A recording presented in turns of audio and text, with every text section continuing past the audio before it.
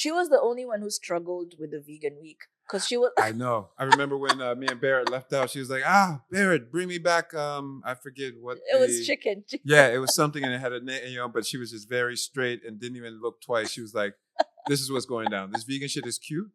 It's cute. I get it. It's not working for me. But for me right now, I need chicken." Give me the paint, give me the chalk, give me the urban artist talk. Conversations from the heart, from the start we set apart. Art a la carte, now check it. are you an artist struggling to sell your artwork? I know the feeling. I've been there, so much so that I decided to publish a book, The Art of Articulation. This book will help you not only navigate the art world, but give you the vocabulary to step into a room with confidence so you can sell your artwork. Pick up this book on Amazon today. All right, welcome back. Thank you all for joining us. We're back with another episode of Urban Artist Talk. I'm your host, Andre Jamora, and I am glad to have not only my friend, but I lived in her house and I feel like she is a sister to me, the one and only Kenyan social influencer, Anita Nderu.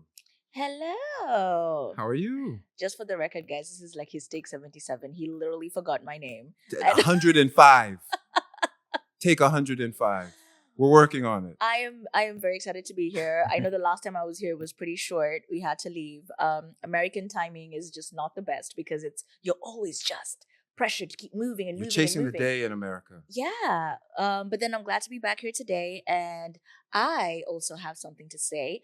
I am very honored to be on this podcast with a very incredible man who happens to be celebrating his birthday today. And I could not be happier to be here on this day to celebrate with you. He is a brother to us. You're a brother to Barrett, and Barrett loves you so dearly. And I'm so glad I got to meet you through him. And we love you so dearly. We love your family dearly. You have the most beautiful kids. Thank you for hosting us yesterday with Maura. It was very, very wonderful. And can I just say, happy birthday. May this year be everything you wish, you desire, you pray for, you hope for. And I honestly pray that you have many, many, many, many, many more decades in you because the Lord knows we need more of you in the world. Cheers. Oh, cheers. Thank you so very much. You are a wonderful, wonderful man. And one of the best house guests we've ever had.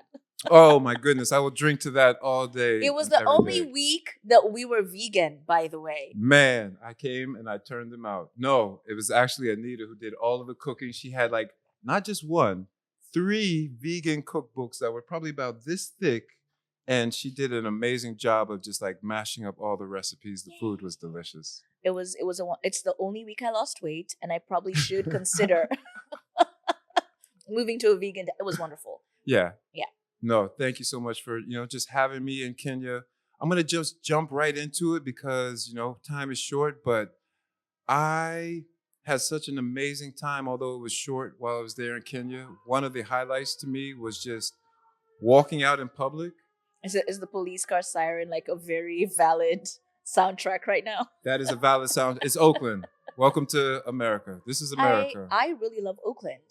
My favorite part of my family well. So whenever we come to America, we move to different parts. Mm-hmm. But my favorite is Oakland by far because just the food, the culture, the people, it's wonderful.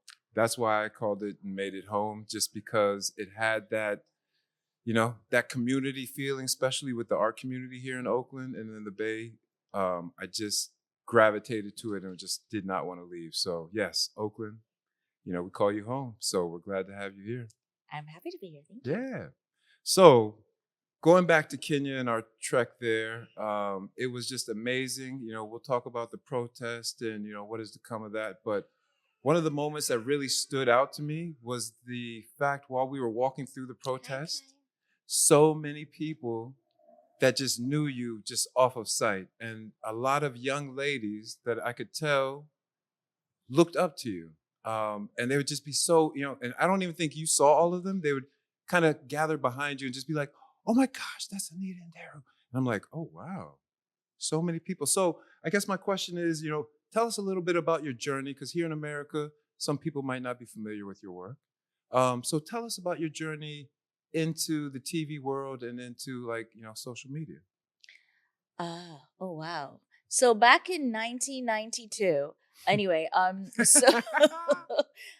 so my name is Anita Nderu. That's what I'm known as online, but my names are Anita Gasheri Nderu. I am Kenyan, proudly African, so proudly African. Yes. And I was determined from the age of 15 that I was going to be on radio and television. I don't know whether you can tell by the voice, baby, but yeah, I knew I was going to be there. And when I was 21, I got to be on a show called The Teen Republic that I was a host of, the first host of the show, because a very wonderful lady called Beatrice Kashagwi came up with the concept, and it was my first time on television. And I did that for about 2 years. Mhm. And then a very fabulous radio station called Capital FM was doing an audition for a news anchor. And my dream was to work for two stations, Nation Media and Capital FM. So when Capital FM called, I was like, I am not going to say no because I don't know if they're going to call me again. Yeah. And I knew nothing about Kenyan politics at the time. I was like 23 years old, and I'm ashamed to say I was ignorant about politics and just news. But then I really, really wanted to work for that radio station. So I went and I auditioned for the job. I didn't think I was going to get it. I was in the ugliest hairdo you have ever seen the day I did that audition. Okay. So But make sure we find those photos online. I will send you the photos.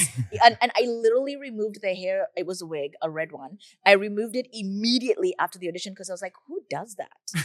Who goes for an audition looking their worst? However, fortunately, my voice carried the day. And they called me and I went and I did a second audition. And then the boss at the time said, I think you have a voice for radio. Could you go and try an audition for the radio news as well? Because it was what I auditioned for was television news, Mhm. but they're online television news. So I went and I did it, and the producer at the time said to me, "I think you're actually going to get this job." And one of the things that I will say about my up and coming was, I will always forever appreciate the people who said, "Hey, this may seem like a distant dream to you, but it's possible." Yeah. And Beatrice did that for me, and it was wonderful. And that's how I got into television. And then television basically said, "Hey, you can't talk about, entertainment, teen news over the weekend, and then on Monday you're like hardcore. This is the news that happened. So you have to pick one." Okay. And at the time, I felt, you've sort of achieved your television dream. Maybe try out the radio one because you never know it's gonna come around again. So I got hired as a news anchor at Capital FM, 98.4 Capital FM. And then when that was done, I worked there for a while, and then television called again to the same station. A very lovely friend, his name is Larry Madowo, hosted a show called The Trending Talkers. And I got to be a panelist on that show up until I resigned from television. And I have done television and radio for 10 years. It's been wonderful. It was the greatest experience of my life. And I'm very excited to see all the up and coming people doing it now. And then it was in 2016 that social media kind of really picked up in terms of marketing Mhm. in Kenya. But it wasn't until 2018 that I was making the kind of money where I could resign from television and radio and still make enough money to pay my rent and keep the lights on and eat something more than fast food. And I was like, let's do this, And then in 2020, when life was super hard for pretty much everybody, is when I realized without social media, I am never going to be able to make any money to keep the lights on. And there were days when I couldn't keep the lights on in 2020. It was terrible. But then in 2021, we thank the Lord, everything just kind of shifted. And thanks to social media and Johnny Walker and brands like this, and brands on all the amazing brands that I've worked with, I entirely switched to digital content creation, or an influencer as it's popularly known. And that's what I do for a living now. But I'm also a very, very, very big advocate for sustainability. And I participate in every project that in any shape or form makes that happen. And above all, anything that just adds to the building of Africa into the Mhm. wonderful continent that it is. Awesome. We're gonna get back to the sustainability, but I want to touch on, because I know we have a lot of female listeners, and I wanted to just make the comparison or the contrast, and you can maybe elaborate on, as you journey through the TV industry, did you find challenges as a female? Because I know here in America it can be tough in most of the main industries for women to like really break the barriers, get equal pay as men. Do you find those same problems in Kenya? And did you find any trouble, on your Mm. journey that you felt like was, because you were a woman? I will say in the beginning of my journey in television, I'm very, very, very grateful to the wonderful women who are my bosses. Okay, I've mostly had women bosses. I nice. think the only time I had male bosses was when I was in the newsroom. But then, what I will say is, I think the pay is different in general with the career more than the gender. I don't think I was paid what I was paid because I was female. I was paid what I was paid because that's what's acceptable or Right. that's what you could get in the market at the time. Whereas now, and I love Gen Z for this, they would look at my salary did not change. Oh, I'm like I have so much saliva in my mouth. My salary did not change the whole time I worked on radio. Neither did it change. Apart from the when I was working with Teen Republic, my Mhm. salary was changing all the time. But then the more money you brought in, the more you were paid. Nice. Whereas in the newsroom, I mean, what money are you bringing in? The stories come to you, or you go look for the story. Like it's not like, so I got paid the same the whole time I worked in radio, the whole time I worked in TV after I rejoined television. And what I will say is, it was not motivating. Hmm. I did it for the love of the job. I Yeah. really, really loved telling stories. And that's the only reason I did it. And I think about it now and I'm just like, how did they think I was going to pay my rent? They met me when I was 23. I'm now turning 30. Surely I must have left my mom's house. Yeah. Like Yeah. it's not the same thing. So what I will say is I can see, I don't know. I would be lying if I said there was a bias in the roles because they did in both companies that I worked for, they did accept you regardless of your gender. What I will say Nice. is it's the pay that was very astoundingly different based on how you negotiated. I don't know if it was different for a male because we have this weird thing in Kenya. Do you guys talk about your salaries here? No, you don't. Like salaries, age. It used to be politics back in the day when I was growing up. You didn't talk about your politics or who you voted for, but now politics people. But yeah, no, we don't really talk. Why is that something that people discuss in Kenya? Or No. yeah, And that's why we didn't know until recently when people are like, hey, can we talk about how much we were earning? And then you're like, that's what you were getting for a whole month. You could not even live in a And so cardboard. there was no like standard. Pretty much, it's all about how you negotiated, male It's or how you female. did. It's how you negotiated. Or at least I believe. Let me use the term allegedly because it's how you say things when you're not speaking from a point of I am sure. Factual, yeah. Yeah. So So tell us about your most memorable moment in TV or even social media. on social media, I have many, and I feel like I would be cheating on all the amazing brands that have worked with me if I picked several. But what I will say is, I'll start with social media because that one's the one that's front center of mind. Is the most incredible thing about the brands I've worked with is when they take you to where the experience is happening. Wow. I am very, very, very, very stern on who I work with because if I don't use your brand or I don't like your brand, I'm not going to talk about your brand because I think that's lying. Natural, yeah. It's false marketing. I may have been on radio where you can generally take any company that wants to pay, but For I'm not advertisements, yeah. I'm not radio. Yeah. I'm Anita Nderu and I speak from the perception of this is what I like, this is what I use. And when they take you on the experience to be a part of when they're launching or a cause they're supporting or the making of or something wonderful like that, those are the most memorable experiences to me. And I appreciate that the industry has grown so much that now you don't have to have a traditional job in Kenya to Mhm. make money. You can just be young and influential and make money. Yeah. And for that, I'm very grateful to every brand that supports social media influences. I'd say with I don't know. I think this might be relevant to the US. I even cried on air giving the news. Maybe I should not say that. I don't know how politically this may go. But I Give it will to say us. We that want to know. on radio and television, I, for some reason, always landed when somebody famous, influential, and wonderful passed away. And I had to be the one to read the news. And then I also got to read the news whenever it was shocking. Hmm.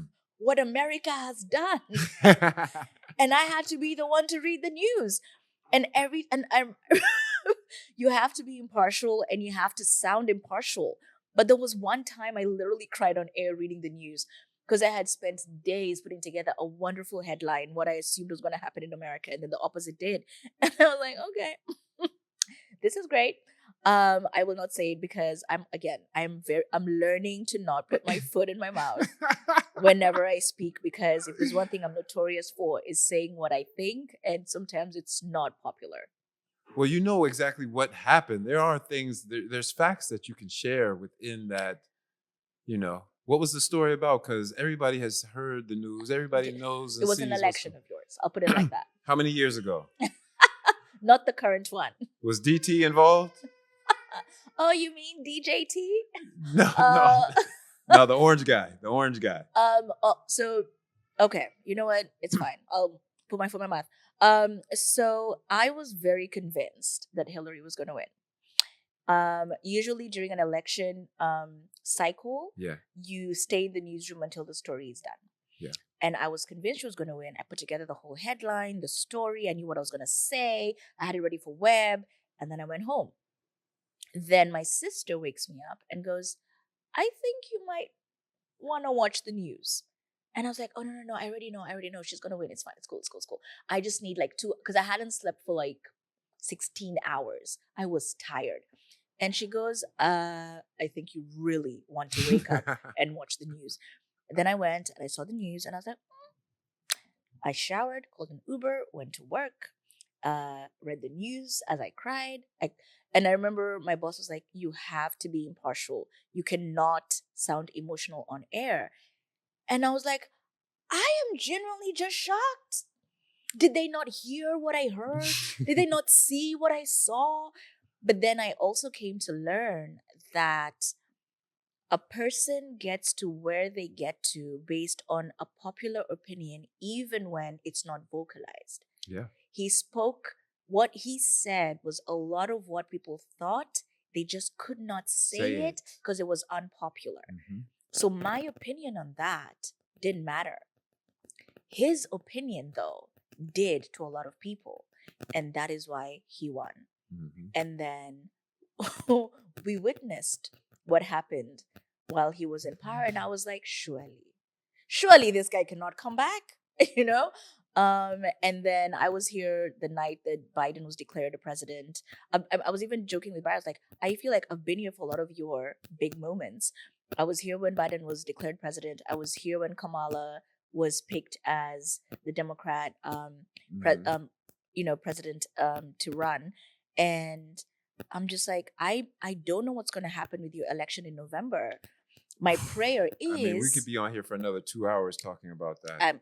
I'm in no shape or form qualified to speak on that, but I hope you're hearing what I'm hearing, and I hope you're seeing what I'm seeing. Yeah. And somebody needs to fact check DJT. You cannot go on every interview and just blatantly lie, and nobody looks into the lie. Well, see, this is not a new technique. I realize, and there's been and I also feel like we've debated studies of politicians before TV and even radio that you got to remember, or even just picture, a president-elect was going and campaigning, and if there was no fact check, no TV, no radio, when he went to go talk to the coal mining union, he was going to tell them one thing, and nobody was going to fact check him. Then when he went and talked to, I don't know what Go Green initiatives they had back then, but when he went and talked to, I don't think they had any, which is why we are where we are. Somebody that was opposed to the coal mining industry, he would tell them one thing, and nobody could fact check. So I feel like it's nothing new within politics. This is something I've, even in traveling to Africa, and even as DT has pointed and called Africa a shithole country, and yeah, I took that very personally. it's something. It's as the cradle of mankind. I took that very personally. It's because it goes beyond politics, and if we're looking at just the politics, yes, we can easily point the finger at the politicians of Africa and be like, yeah, you could have made some better decisions, but the chaos that they ensue is nowhere comparable to like some of these, movements, talks, like it's nowhere comparable to some of the like bullshit that has come out of these president elects, mouth. And that's where it's like, Um, yeah, I feel like it's nothing new and it's about sensationalism. I hate to say it, and I hated it even in high school when we had our, high school presidential campaign because it was a popularity contest. If one kid could jump up on the podium and say, I'm going to get you free school lunches with the Jello every Friday. that guy won. Everybody, yeah! It didn't matter if he was getting new books or more pencils for everybody or equal treatment. If he could promise Jello on Friday, everybody was going to cheer for him and vote for him or her. I think the one that I will say, as I continue to, put my foot in my mouth, that I found very fascinating about our our president-elect. I like how I'm saying our. He's not mine. He is your president. Even when you said your, I was like, when you said you're here for some of your very big moments, I was like, shit, those weren't my moments, but I get what like. No, but you know what I mean. But like, yes, it's like here in I'm America, speaking as a Kenyan from Africa. Yeah, I'm not coming to speaking as an American. How do it's a universal problem. I'm gonna tell you right now. It's I know because when he was president, he affected Kenya in many different ways, and sometimes I wonder if people realize that the effects after a leader has left really determine a lot about the rest of the world. And do you actually think about that? But what I'm coming to realize about America is about America. They don't and about now. They don't realize what decisions they make, how they affect the rest of the world. Because they're thinking but they about also now. don't know about the rest of the world. Mm-hmm. I met somebody who thought Nairobi was a country. That to me was very disturbing. I've met people who I'm from Kenya, and they thought that was an Asian country. And I'm just like, I don't think, one of the things I appreciate about my shithole country is we are taught history of the entire world. And know American politics than most Americans. We know everything about the whole world. Yeah. So we speak where you can ask us about anything and we know something about that place. Yeah. Why do I know about the Sarajevo assassination? Like you really have to ask yourself, because you're not in why a was bubble a girl in America has Eldoret created. being taught about the Sarajevo assassination? Because you have to know about the whole world. Right. And it's important, and how do you go to a press conference that's fully Black journalists and then say that somebody turned Black? Yeah. You don't feel like they are Black enough. They don't market their Blackness the way they should as a white person. And she went to Howard, a historically Black college. Like Kamala, if anything, has been one of the blackest people I have ever known in American politics. And then you're going to go there and say all these things with confidence. Like who? Because he knows that the crowd that's listening is his crowd that tunes into but nothing else. But do you understand how but confusing that is for the rest of the world? Yeah. America has marketed itself very well. But politics has always been confusing. As a first world country. And then we watch this and we're like, okay. Yeah, this is the example you're setting, not only for the rest of the world, but even for the children here at home. Like imagine if one of our presidents was like, I am not, like somebody was like, but he's not that tribe enough. You're like, what does that even mean? What does that have to do with what he wants to do with the country? Yeah. Not that our country is great at politics. You would know this. You're a protest with me. But anyway, we're going to do this forever and a day. So let's move on. Do you feel the need to talk to young women that not only want to aspire in, the role of media, but, just in the role of, being a young lady in Africa, in Kenya? What's going on, good people? Andre Jamora here, and as the Executive Director of the Bay Area Mural Program, I want to tell you about Chroma Paint. Chroma is our go-to brand, and we want to make sure it's your go-to brand too. Visit them at their website at chromaonline.com. I mean, as far as the media space is concerned, I am so happy that it doesn't have to be traditional anymore. You can still be influential on YouTube, on TikTok, on Instagram, on Facebook, wherever you choose, even though I do make fun of how old Facebook is. I love where content creation has gotten to. It allows you to be a presenter in whatever space you feel the most comfortable. Yeah. So that's my message to them is just start. It doesn't matter. You don't have to have a DSLR. You don't have to have like the latest phone. You just have to have a voice, a presence, and a personality. And if you can share that in the most genuine, most unique, most yourself way, oh, please, by all means, do it. Yeah. And whether you're female or you're male, regardless of anything, just one of the most beautiful things about life is, Nati, one of the reasons we love you so much is you're so yourself, and there's nothing more unique than being yourself, because nobody can ever be like you. So it's an honor to get to experience a personality like you, a personality like me, and for every young person, older person, no matter your, age group or gender, just someone getting to experience you is a beautiful thing. And I hope that you take the time to share that with the world, because there can only be one you. Can And only be one you. can you imagine if we all got to see each other in our most authentic selves? Yeah. It'd be an inspiration just from the simple fact that, and for me, it is when I meet people like yourself, when I get to be in your company, it reminds me, to be myself. It reiterates back to me like, yes, this is just feels good being in these safe spaces as who I am. I'll just add one more thing to that, and it's I learned this I learned this through therapy, and sorry, I got a bit teary there. And I remember it's because when she told me this, I was almost in tears. But then I also learned it again, or was it Stranger Things, or I don't know what show we were watching with Barrett, where my active role in being myself now is being so myself that people feel comfortable being themselves around me. And I think that's the most beautiful thing. It is. Because I spent so many years trying to conform, trying to fit into a mold, trying to, I wanted to be the person who I thought would make you like me. Yeah. Or I wanted to be the person who I thought, if I do this, then I can fit in here. I am just so fabulous. I don't even know why. I was busy trying to be whoever.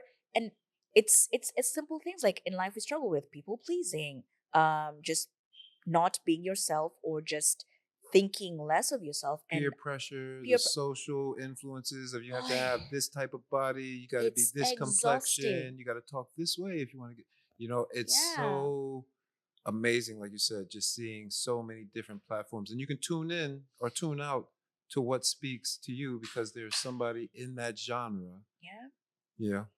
Just to be myself. And I think in the authenticity of it is, when you're so yourself and someone loves you, they love you for you. You can't be. They've accepted you, craziness and all. Yeah. Like whenever somebody goes, "Oh, that person is crazy," I'm like, "Oh, I want to meet them." Yeah. Like I want to meet my fellow crazy person. Yeah. Because that's where I'm going to hear and see whether I genuinely connect with you or not.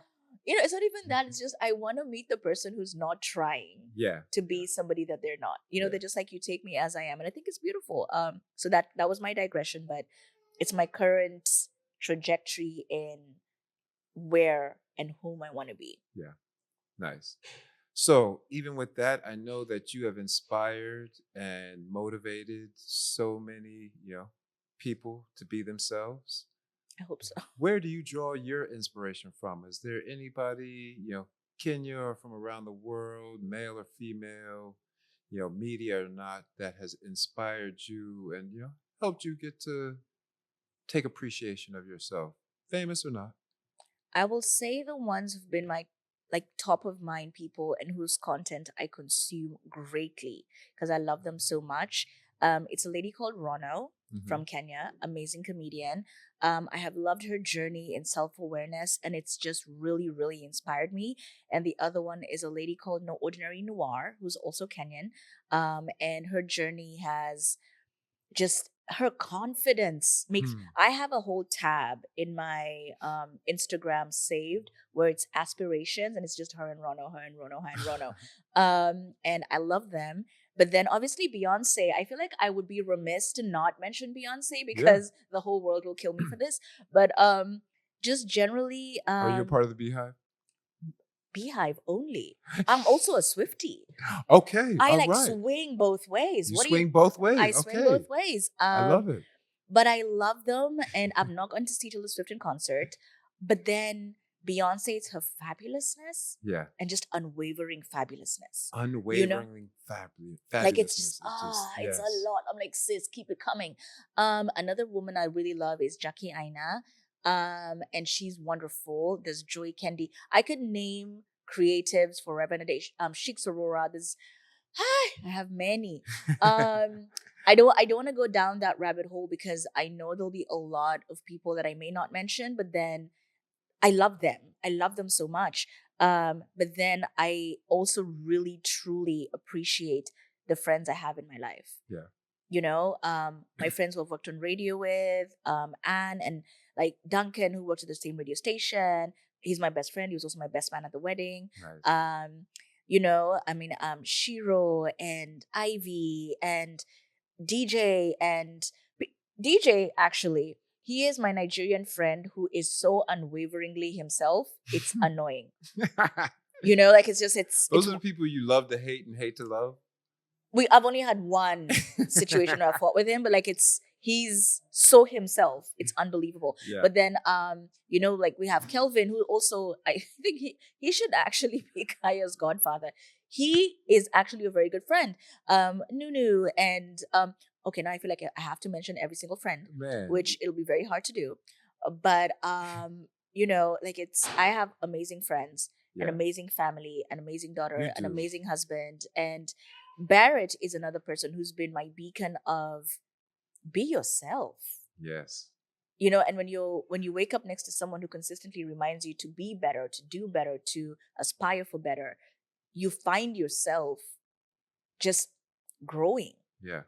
Like he's the person who said you can't fight with your sister over jackets and makeup every day. Like if you're gonna fight with her over something that's actually Meaningful. worth it. Yeah. And if you can't remember why you fought with someone, then it was never worth it in the first place. Find a purpose, find a hobby, find like a lot of. I have grown a lot in marriage. I always say this. I was a very selfish, unaware. I was not the human being I am in 2024 that I was in 2021. And it's incredible what a couple of years can do for you and your growth and your aspirations and your betterment as a human being. I'm such if you met me then and you meet me now, I'm not the same person. Yeah. And then I think one of the funny things that he did teach me was not everyone's your friend. Yeah. Like I had this thing where I'm like, oh, that person, oh, that's my best friend. Yeah. That's my friend. And it's like, how do you know them? And then you're like, do you know where they live? And he's like, it's okay to say that's my acquaintance. That's someone I know. That's someone I work with. That's someone I met. Not everybody's your friend. Right. Anyway, I'm rambling, but yeah. No, I was, I have 1,000,001 questions, but it brings me to, yes. That's Kaya. How do you balance, work and family? That's social media, social influencing, and the cries at home. I will say in Kenya there's fewer cries. Because between our wonderful nanny Rose, between my sisters Vanessa and my mother Barrett, our other nanny Nancy, like there's no time when you don't have help. Yeah. It is very easy to navigate, and it's also affordable. It's easy to navigate work family balance in Kenya. Yeah.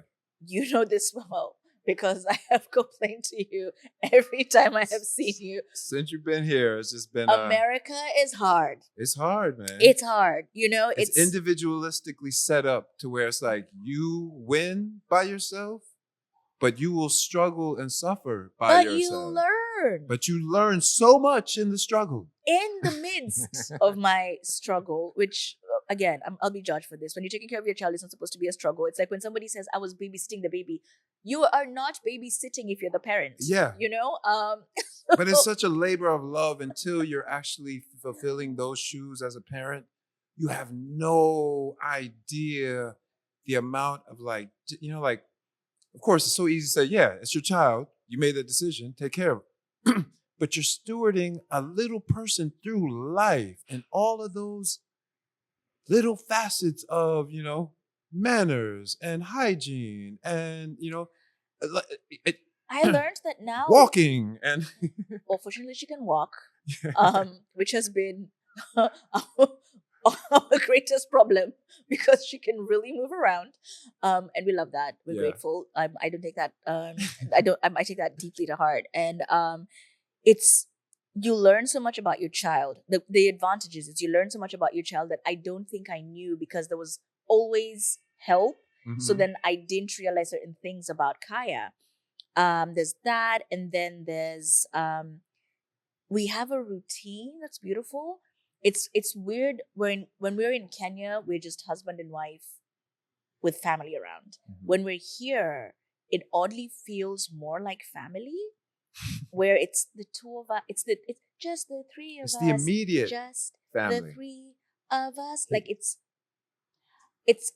when you get over we've overcome the huddle. I like how my brother-in-law put it, where he said, it's not that you don't know how to take care of your kid, it's adjusting from always having help Yeah. to not having that level of, because his family is wonderful, they help as much as they can, but not to the extent that Rose does, Yeah. not to the extent that Vanessa does, not to the extent my mom Josephine Shout out does. to Rose and Vanessa. I met, your sister, and Rose is just amazing as well too. I mean, yeah, like I totally get the communal support Oh, system. you've been to my home, so you understand. Yeah, I totally, man, everyone is amazing. And I totally get it because there's so much, intergenerational support with mothers and aunties and dadas that it's easy to just be we communal could make family. plans.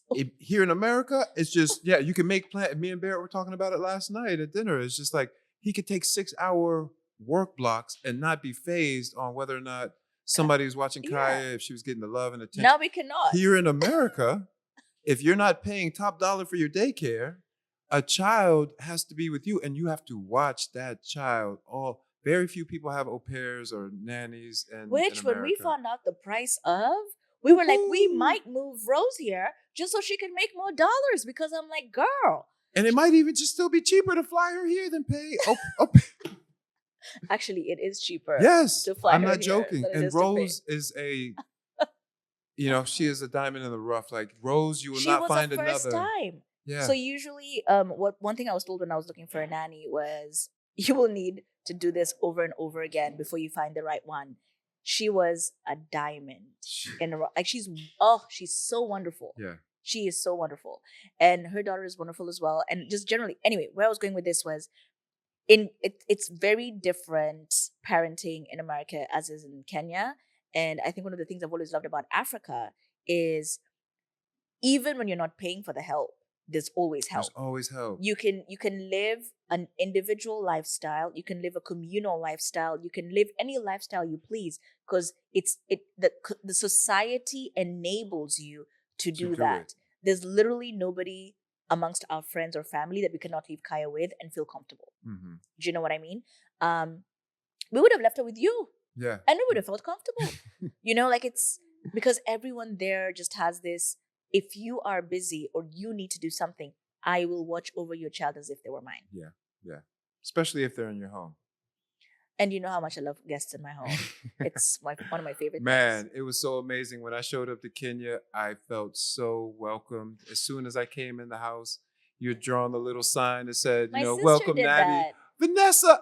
Thank you, Vanessa. Oh, Vanessa is amazing. It was so great. And an walking the amazing streets cook with you too. guys. She was the only one who struggled with the vegan week, because she was. I know. I remember when me and Barrett left out. She was like, Barrett, bring me back. I forget what. It was chicken. Yeah, it was something, and it had a name, but she was just very straight and didn't even look twice. She was like, "This is what's going down. This vegan shit is cute, It's cute. I It's get just it. not, it's not working for But me. for me right now, I need chicken. it's like even when my son moved to Zanzibar, I showed up in Zanzibar and he's like, Baba, I don't want you to be upset, but I eat nama now. And I was just kind of like, man, nama it is. You gotta get strong. And for those that don't, he was just like, I'm a meat eater now. And I was just like, bro, I did see him eat chicken yesterday. I was Oh shocked. yeah, Because yeah. I was like, I thought nobody in your household eats. Since Zanzibar, and this is where, like being in Africa is just Barrett blames it's being, different. being lack of vegetarian on me. He's always like, ever since I met you, I'm no longer vegetarian. And I'm like, you mean since you moved to Kenya where we have the best barbecue everything? Well, I feel like in Africa in a whole, you don't have this the construct of what is ... What is black? What is you just live, And that's the Here beauty in of it. America, you have to scrutinize and try and figure out what category do I fit in and how do I present myself fully as that. And it's like, it's such a mind fuck. It's such a, to where it's like, really people just need to gravitate to the people that are like-minded and live, simple and And you plain. guys are intense. You guys are intense about everything. Like it's just You better believe it. you know, like it's it's. I always tell Barrett, I'm like everything we discuss, everywhere we go, it's just it's intense. Where I feel like we're so chill. Yeah. Like whenever someone's like, "Where do I go on holiday?" I'm like, "Please come to Africa. Any continent you go to, like no, sorry, any country you go to in Africa, you will experience a level of chill Mm-hmm. where when you come back here, it's unnerving when you're like, oh, you guys are very. So when we come here and we're like, why are you so intense about everything? It's because we're just tukotu, Yeah. like Tukutu. tukotu, and like the ones who understand. So it in English direct translation is we just are. Yeah. Like we're not trying to. We're on this planet for how many decades? Yeah. I mean, make it worth something. Yeah. Not Like, trying you to could hype not- up every You moment. don't like every moment. moment doesn't have to be. Sorry for saying a stick up your ass. Like it's just be. Yeah. You have a lot of questions there. Man, I was, I wasn't even. All right, I'll try gonna to keep do- it short. Say a minute each. Then we'll do Okay. like a quick fire. Where was the one? There was one that I really wanted to ask you, but then we kind of jumped around to like family. Oh, that's what it was. Because I'm not asking you all these. How do you handle negative comments on social media? Oh, not very well. It's a tough one, man. I like for all of the, like president pages, mayor pages, celebrities, and for those that handle their own pages, it's Which I always do. 50-50. You got your people that love you and it's nothing but hearts and fire but then like for the ones that just get those comments to where people scrutinize them so drastically, I'm like, let me get like one little bad comment. I'm like, oh, is that really how they feel? Again, so I'm going to drag Barrett back into this. He was present for. Oh, we're gonna drag him forward into it. We got him up next, so we're gonna have a comment. So he's gonna be able to comment after. And Moira can testify to this. Kenyans on Twitter, which is now X, Yeah. are brutal. Yeah. I Our got a little sip our of it. former president left the platform because of how brutal Kenyans are. Talking about Ruto? Or no, your former president. Former president. Uhuru Okay, I didn't Kenyatta. know if anything happened My while God, I I've was been sleeping. here too long. Did I just say Kenyatta? Kenyatta. Yeah. So Uhuru Kenyatta, and he left the platform. He was like, bye. Yeah. I'm not, So I have trended there numerous times. And I think Barrett was witness to two. He was witness to two. And it was the second one where he was just like, hey, maybe you need to relearn how you air your opinion. Yeah. Because you don't handle this negative feedback very well. And for everyone around you, it's not cute. Like we're all just like on eggshells. We don't know what to say. So one of the things I did was I told my friends, if I am trending for a negative reason, please don't call me. Because it's another thing when you like go to your phone and there's 7 missed calls. And it's like, oh, have you seen? Oh, have you seen? And then also I am learning to just allegedly share my opinion. or share my opinion in a way where oh, that actually hurt. Sorry, I broke this arm this week, and I just moved I my know, shoulder, be and I was like, easy. that wasn't fun.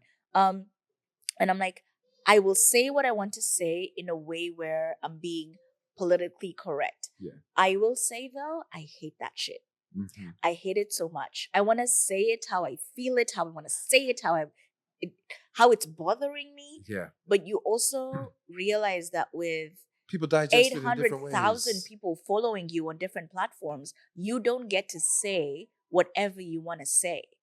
You need to Well, your you voice. can, but just be ready for the response It's not and even them that. saying whatever they Literally want. anything you say has to not be a certain way. It's unfortunate, but it's true. Which brings me to like DJT. Does he know that with the number of people following him, you don't see the things you say? Well, this is where I think he does, and this is where I think his strategy, even though we don't agree with it, it works for him because people just want to tune in to hear sometimes what is going to be the next outlandish thing or what Yeah.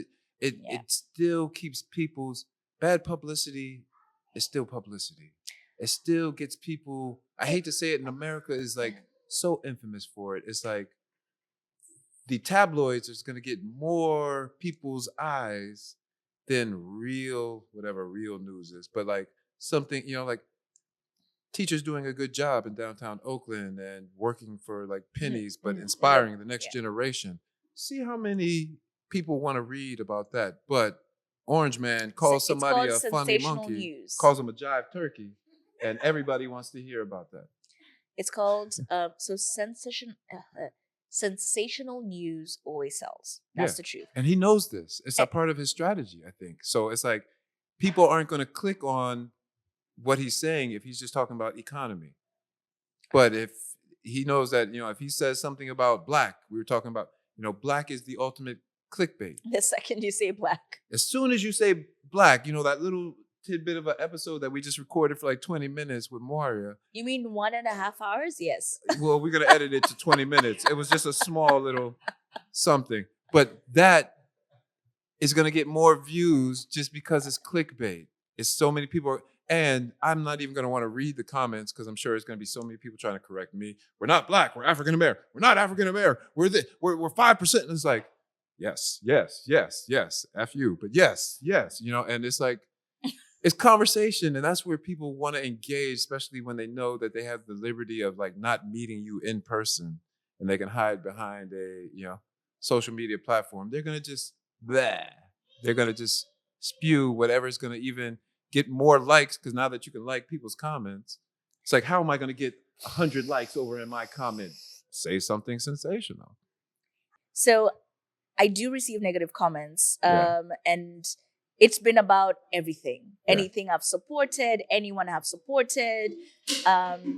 Kaya is my current negative comment right now from this conversation. But what I will say is, I read them, but I'm learning to read to understand, not read to respond. The same way I listen to understand, but not listen to respond. Yeah. So I will see what you have to say. If it's very derogatory, if it's something along the lines where it borders on hateful, I will block you. It's a wonderful button. It works great. My list is long. However, and I will do that for even other creatives. Yeah. If I'm going through your comment section and I'm seeing people are being derogatory or hateful, I will report them. Yeah. Because you don't need that. Yeah. Right?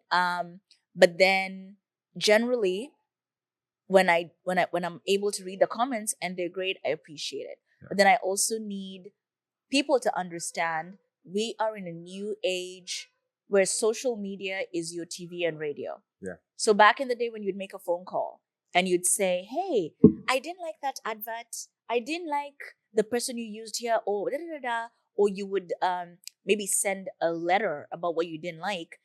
That is the same way that brand may struggle or that advertisement may struggle at television and radio. That's how it struggles for us. Yeah. So when we are promoting something or talking about something, and then you pick up hate from like a previous thing that you were angry about, and you bring it to where we make our money, you're hurting us. Yeah. And people know this. Yeah. They hit you where the money hurts. Yeah. So I think it's very important that when it comes to hateful comments, understand, yes, wait, if you hit where the money hurts, it's gonna suck. But also understand that you're also hurting someone's livelihood. Yeah. And I know that's not something that everyone cares about. Right. When you're having your selfish moment, the last thing you care about is, the other am I person. affecting Nati's money? Yeah. Yes, he's going to be in trouble for this, and I'm so happy about it. But then not everybody will do it. I always just say, put yourself in that person's shoes. Mm-hmm. It's really never that deep. Yeah. We are all here for maximum 100 years. Maximum. Well, people have lived to 119 and maximum 120 years. Yeah. What do you want your life experience to be? That you are constantly on Twitter shouting at Nati about his shirt that you did not like? You don't like my shirt? I love your shirt. Okay. It's wonderful. Kitenge? Kitenge, thank you. You did the most. Custom made I on can the tell. continent. It fits. Ooh. It's Africa. Yes. So just I don't know. My thing is always when I see some of these comments, I'll block you or I'll just be like, you had this much time? It's the ones who leave paragraphs. Why? Where did you find? You are now an official scholar, and you want to prove that you're a scholar on my page. Especially when it's facts that have not been checked. Right. And I'm like, you could just, now we have AI. You could be like, is this true? Yeah. And it'll tell you no. No. But anyway, I've digressed. But yes, I don't handle them well, which is one of the reasons why I've fallen back from unpopular opinions. But then in the recent past, I feel empowered to just say what I want to say. Yeah. And if it's unpopular, it's okay. But I will not walk off this planet having cowered away from saying my truth. I love the way you put that. So now, last question. Where can we find more of Anita at the end of 2024 and going into 2025? If I've not been canceled by everyone watching this podcast, nowhere is that our intention. That is not going to happen. My handle is at Anita Nderu, which is ANITANDERU, on every platform except TikTok, where it's Anita Nderu. And yeah, follow me. I have a wonderful show called The Overdressed Cook, where I wear the least kitchen-friendly outfits because I love fashion, but I also love food. And I just make the most fabulous food. And I'm going to go back to YouTubing about being a mom, because if there's one thing America has taught me is you need to vent how you feel. Talk guarojo, because otherwise you're going to have a tough time.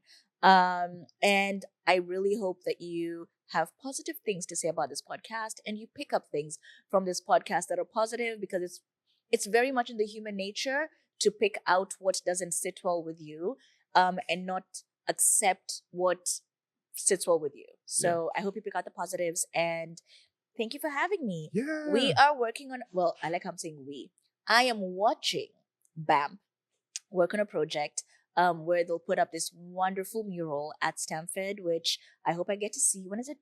Yeah, what is that? I think in like 2 weeks. Ashley, what do we have? Oh, share. But like 2 weeks. I don't know if you're gonna catch it. We're gonna be here. We're gonna install it at Stanford University in 2 weeks. We're gonna get started, so you'll be able to see like the beginning process We'll a be little there for bit. the beginning. Yeah, and then we'll definitely send you final photos. Yeah, so it's a lot going on. All right, cool. So there's that, and I look forward to sharing that with you. It'll be on my Instagram and my YouTube. What else? Before I go, I want you to introduce yourself to the people who will watch this because of me, and they don't know who you are. Oh, wow. All right. Well, I am Andre Jamora, aka Natty Rebel. I am an artist, also executive director of the nonprofit Bay Area Mural Program, where we facilitate large public works of art in indoor-outdoor spaces. We employ local artists to do, community engaged projects with stakeholders on, large projects. And I just get a fascination out of just traveling, learning things, connecting the dots, really talking to people throughout the diaspora and seeing, like we were talking about earlier, the commonalities, but then also, the different things that make us tick. I don't think that there should be things that separate us. It should be things that inspire us and motivate us. Like, oh, what makes me tick? And I truly believe like when we all have a confident, self-aware view of ourselves, we can sit down at the table with anyone without being jealous or envious because we just have that, that sense of pride of who we are. And, that's what I want to share with, not only the people that I do art with and for, but even just the people that are looking for that inspiration on how do you, just, take pride in what it is that you do. I love art, so that's what I do. And whatever it is that you love, you should do it to the fullest. It's great when you run into those, people that, are adverse or say you can't do that. I feel like those are the hurdles that we need in order for us to have those check-ins like, is this really something I want to do? I'll show them. Or, you know what? I really need to prove this to myself, even if I don't continue for a lifetime. I just need to finish school. I need to get my degree. I need to, cross this hurdle for myself so that I can have the confidence to face the rest of the world. So that's a little bit If you about will me. allow me, can I do a quick 5-round question? Yes. The presenter in me cannot help but ask you questions. Come on, let's do it. All right, quick fire. Yeah. If you were to move to Africa, what country would it be? Oh, off the rip, I initially, when in my younger days, I thought it was Ethiopia. Ethiopia, I love. It's an amazing country. Has a lot of political, issues going on with it. But if I was to move to any country, it right after Ethiopia, it was Tanzania. But after traveling to Kenya, Kenya's looking really good to me right now. What is your favorite part about being an artist? My favorite part about being an artist is being able to walk around in public with paint on my clothes and just be comfortable in my own skin, because I'm not really trying to keep all of my clothes. Maybe this shirt, because I got it custom made in Zanzibar. But most of my clothes have a little bit of Zanzibar paint does on. an amazing job at customizing stuff. The fundis there are amazing. Well, and it's so. We got a piece from there as well, and I was like, This shirt, I think it was like $6 or $7. I picked. Okay, I'm not telling everyone because you all gonna rush. yeah, no. But yes. So he spent $500 on this shirt, 500 and it's US. wonderful. 500 US. Custom made. We don't do cheap. We do not. In East Africa, we do not. Go and pay your full fare. Pay the full fare. No, but it's just complimenting their tailoring. Because even as you see, like this one, I mean, she put like a little pattern going down the sleeve. She took time to cut the kitenge to really highlight the pattern work in it. And it's just an amazing job. Kitenge. I gotta remove the accent. Kitenge. Kitenge. Should I just cut it short? Kitenge. Kitenge. No, we're losing track. Kitenge. Kitenge. Kitenge. Kitenge. Kitenge. I might just say it real low so you don't really hear how it ends. Kitenge. Kitenge. Who's your favorite kid? Huh? Who's your favorite? Who's my favorite kid of mine? No, that's a joke. I'm about to say, don't do that to me, okay? I love all of y'all. No. The whole tribe. It was a precursor to my question. What is your favorite fatherhood story? Woo! Oh, and I guess, I haven't even tapped. Fatherhood, more than being an artist as I get older, is really my greatest passion.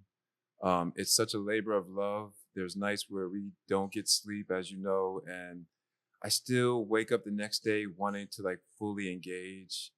While they're asleep, they look like angels. They get up and you're just kind of like, all right, I got to keep up with you. But then when they go to sleep, just those little eyelashes and that little lip. So I really have so many moments, but as I tell like all new parents, or people with children that just kind of trying to figure out how to navigate, enjoy every moment, every phase, because there's phases. It's the carrying phase, the nursing phase, the walking phase, the comprehension phase. Enjoy every moment, because when it's gone, it's gone. Well, not walking. They will walk for the rest of but like those little, getting their first 2 teeth and, just like eating their first food, like those moments are all so precious. And I think that's what gives me such great motivation in life, is because Prime example with my 4-year-old. I've thrown a frisbee for over 40 years. I'm kind of maxed out. Frisbee don't really excite me. Watching him learn how to throw a frisbee excites me.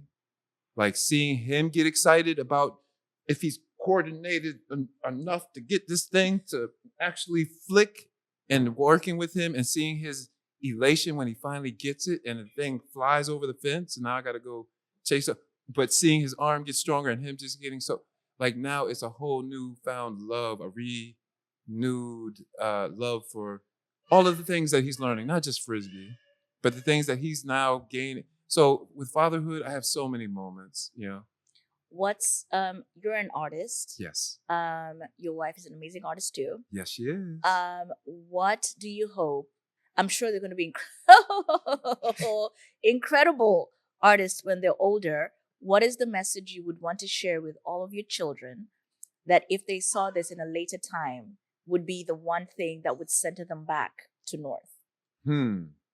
That all of the things that I am telling you now and have shown you up until this point, remember that I've always used my artistry as a tool, not to just beautify, but to engage people and show them that they can manifest from their imagination into a tangible, touchable object, whether it's a mural or, anything in this world. Before we had this plastic cup, before you had this Johnny Walker box, somebody had to conceive it, then design it, and then actually produce it. So nothing gets produced Haphazardly. haphazardly. Yeah. It all comes from some preconceived notion. And this is the energy that I want to let people know. It's, even when I work with art classes, it's not about teaching you to be the greatest artist. If you are, kudos. It's really about you knowing that you can manifest your visions, your dreams, your thoughts into reality. It doesn't have to be a painting. It can be a tangible product. It can be a concept. It can be surrounding, issues, but being able to, my daughter's going to school. She wants to study immigrational law because she wants to help all of the people that she's seen struggle with trying to get to a different place. And to me, I'm like, oh, that's an uphill battle. But if you have a vision of making something better or more, beautifying it, or, work towards that. Charlotte wants to be a marine biologist, which I think is very beautiful. Yes. Right? So my final question to you is, if you were to go anywhere in the world, a country you dream of going to, what is your top one? Am I paying for it or is somebody sponsoring it? If you had all the money in the world. If I was Mansa Musa, where would I travel to? Great question. It would have to be somewhere in Africa. And I don't know if I could just hit one nail on the head. I have a lot of places on my bucket list that I haven't been to, a lot of places that I continue to return to. If it was a new place, I would have to say, for me, it would have to be Mali or Senegal, just because I've never been there and I'm fascinated with the history. Ghana. Huh? Ghana. And Ghana? Ghana is so nice. Yeah? Yeah. I don't know. It's something about Mali and just like Senegal. I've never been to those. I definitely want to do those. Like music and just culturally, it's something that's calling me to go to Mali and Senegal. Nigeria, Fela Kuti. I would love to, but so I'm also one of those guys that when it becomes too popular, I'm looking the other direction. So Egypt is definitely on my bucket list, but because Egypt is like, I want to go to Egypt, I'm just kind of like, yeah. I'm going to leave the Egypt conversation for you and Barrett. That one is... No, it's definitely one of those places where I'm like, I have to go. But as far as like where my heart is calling me to go, Mali, is a whole different, and then as far as places I've been to, Zanzibar is one of my favorite places on earth that I've traveled to. That's where we met. Yes. I mean, and the people that I've met there, the temperament of the people there, the diversity of, religion, people, travelers, spices, food, It is We just did this. so We did the much. spice journey, and the guy climbing up the tree. It was wonderful. What, to get the coconut? Yeah. Yes, that's at the end of every. That's how they. And then the other one is in the back making you like a little hat out of like Yes, yes, coconut palm, and it's just like yes. it's the icing on the cake, and it's that hospitality. It is that camaraderie. Everyone is knows somebody. 6 degrees of separation on that island, Literally. and then even looking in families, you'll see somebody blue black, but then also somebody Arab, and they're all in the same family with And the they same don't last name. speak of where you are from. No, it's just you are here. Yeah. And so, yeah, Zanzibar is like one of my favorite places, but definitely on the continent. There's so many countries that I haven't been to that I want to. And my daughter's going to Italy. She's going to Rome to study. So Italy Best food. is now, I've never been. The food there is phenomenal. I can only imagine. I speak with conviction when I say Yes. I have never eaten food that was better than the food in Italy. It was wonderful. Don't get me wrong. African countries, I have explored West, East, South, Central. However, yes, Africa aside, every other continent on earth, the country within Europe that does the best with food, Italy. I'm coming. oh, I'll be there. Oh, now you have a reason to go. Now I have a reason to go. And it's so funny. I was having this, we'll wrap it up, but I was chatting with somebody. I think it was, who was it? It wasn't Tone. It might have been, I'm not sure. It was somebody. It might have been the producer. But I was saying how in my younger days, I was not ready to go to Europe for any reason. Art, vacation. I had to connect with Africa first. When I save, and that's why I asked earlier, like my money or somebody else's money. When it comes to my money that I was spending in the last decade, if I can save up $2,000, I'm going to Africa. I had to get that in me, out of me before going anywhere else. Like people, oh, we're going to Paris. Oh, you got to go to Sweden. Oh, you got to go to this country. You got to go to this city. And I'd be like, sounds great. Looks beautiful. I have to touch the continent. Now that I've touched the continent, I'm ready for Italy. I mean, there's just so much art, there's so much food, and I've heard and I've seen in books. Oh, but be careful in Rome. They Yes. almost robbed us. It's in the name. Rob, like it's very... I will definitely be careful because that's where she's going to school, in Rome. Oh, she needs to be careful with her stuff. I will definitely let her know. You just don't randomly leave your things in the car or anything of the sort. But let me tell you, the style. Yeah. But I was telling Barrett, I have never seen more well-groomed individuals for no reason. You're going to the grocery store in your very well-fitted suits with your shirt that's almost like dying at the buttons, but you look good. Yeah. You smell amazing. And you have the vibe. Yeah. Like just, I've been to a few countries in Europe, but definitely Italy for me. All right. Italy on the bucket list, y'all. But we will explore Africa first. Yes. You need to do Ghana. It's also very wonderful. Uh-huh. Mali, Senegal. Never been to those two. We could do them together. I'm so for it. And we got to talk to Barrett. We got to set up a trek. We're going to Mali, Senegal, Ghana. I'll tell Barrett. Yeah, we'll go. Yeah, it doesn't have to be a solo trek. It's just a personal trek. Who's the voice in your marriage? Who is the voice? Who runs things? Yes. We go by the standard of. That's a long explanation for she does. It's yeah. So I'm getting to that point, but I definitely have to save face for all of my my brethren. Basically, I am the head of the household, right? She is the neck. Okay. So basically, I get the voice, but she determines where the voice goes. Where the voice goes and what the head says and does. So it's that kind of motto in our household. Moving forward, that's the explanation I will use. Barrett is the head of the family. I am the neck of the family. We are going to Mali and Senegal for sure. Excellent. All right, great. We'll see you all there. This has been wonderful. Thank you for having me. Thank you so much As for coming. As always, we can never converse for less than 30 minutes. I know. And the Johnny Walker helped so much.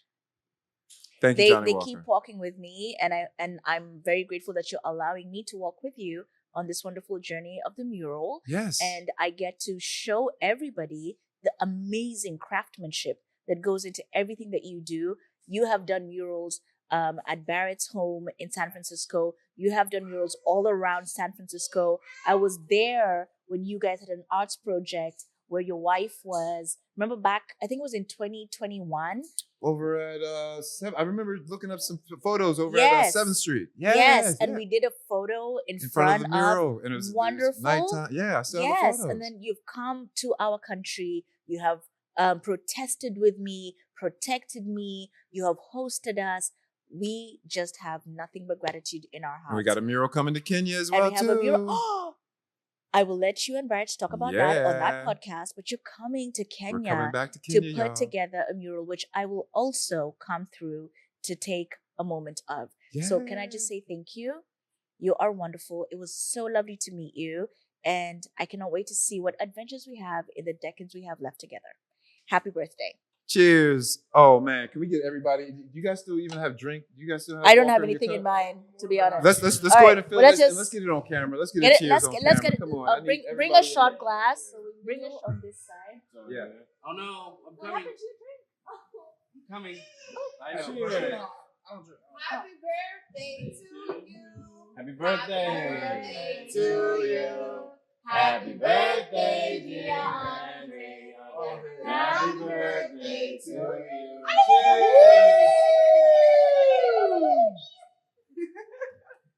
Oh man. Special moment. Thank you all. Thank you. It's been a great moment.